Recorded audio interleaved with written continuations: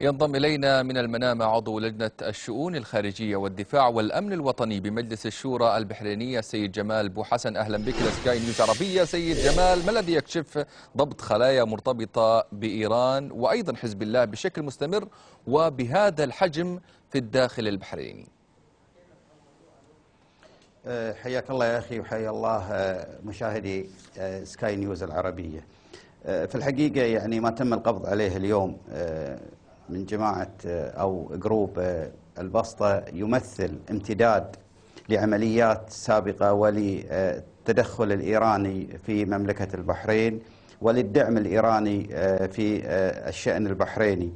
وهذا التنظيم في الحقيقة ليس هو التنظيم الأول، وأنا أعتقد ولن يكون الأخير، لأن هذه خلايا مرتبطة بعضها ببعض لتنظيم، وهي شبكة كبيرة لا يعلم أين منتهاها. ولكن نحن يعني في مملكة البحرين وفي مجلس النواب البحريني كلنا ثقة في رجال أمننا البواسل اليقظين. ويعني طبعا سرايا الأشتر هذا تنظيم إرهابي يقوم على تمويل ودعم والتخطيط للأعمال الإرهابية في مملكة البحرين من قبل الحرس الثوري الإيراني وما يسمى بحزب الله في لبنان. طيب، لماذا تبدو متأكد بأنه لن يكون الأخير؟ ضعنا في التفاصيل سيد جمال. في الحقيقة يعني التاريخ يعني يثبت لنا بما لا يدعو مجالا للشك بأن هناك تنظيمات إرهابية مدعومة من قبل إيران تم القبض عليها من عام 1979 ولغاية 2015، وهذه التنظيمات مستمرة وهذه الخلايا مستمرة، وهناك خلايا إرهابية وخلايا نائمة موجودة في مملكة البحرين. وأنا على يقين ومتأكد من هذا الكلام، لأن هؤلاء خلايا لا تعلم أين منتهاها أو أين ستنتهي. فالخلايا الإرهابية لا تنتهي إلا بقطع عنق البؤرة ألا وهي إيران. يجب محاربة إيران من الداخل. أنا مسؤول عن كلامي وأقول يجب محاربة إيران من الداخل من خلال دعم التنظيمات. وأنا يعني لا أتفق مع السياسيين الذين يقولون عدم التدخل في الشأن الداخلي. إيران تتدخل في الشأن الداخلي البحريني من خلال دعم الإرهاب ومن خلال دعم الخلايا الإرهابية والشبكات الإرهابية. لماذا نحن نلتزم بالدفاع فقط؟ لماذا لا نقوم بالهجوم؟ أنا مع سياسة الهجوم. هل مثل هذه الفكرة تطرح في يعني لجنة الشؤون الخارجية والدفاع والأمن بمجلس الشورى؟ لا، في الحقيقة لا تطرح، ولكن هذا لا مجلس النواب، هذا رأيي الشخصي. أنا أتبنى أن نقوم بدعم بدعم المعارضة الإيرانية. يجب دعم المعارضة الإيرانية لإشغال إيران عن التدخل في شؤوننا الداخلية وشؤون الدول العربية والدول الخليجية. أنا كنائب أتحمل يعني إشغال إيران لنيل يعني هذه المعارضة أو الأقليات حتى السنية حقوقها في الداخل الإيراني سيد جمال. نعم، أولا إيران ظالمة الأقليات السنية والأقليات الأخرى من الشعب الإيراني. يجب دعم هذه الأقليات لإشغال إيران بنفسه. هذه سياسة.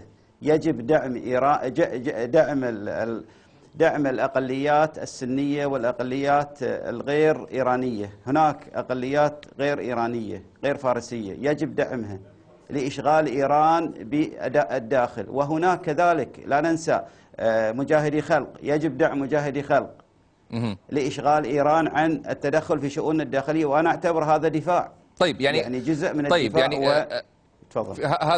هذا رأيك سيد جمال، لكن مسألة قطع العلاقات مع إيران وأيضا وقف الرحلات إلى أي درجة يدفع إيران للكف أو ربما يعني أن لا تتدخل بهذا الشكل المباشر في شؤون الدول الأخرى كالبحرين، أم أنها في رأيك سيجعلها تتمادى بشكل أكبر لأنها بنظرية لا شيء أخسره الآن مع قطع هذه العلاقة؟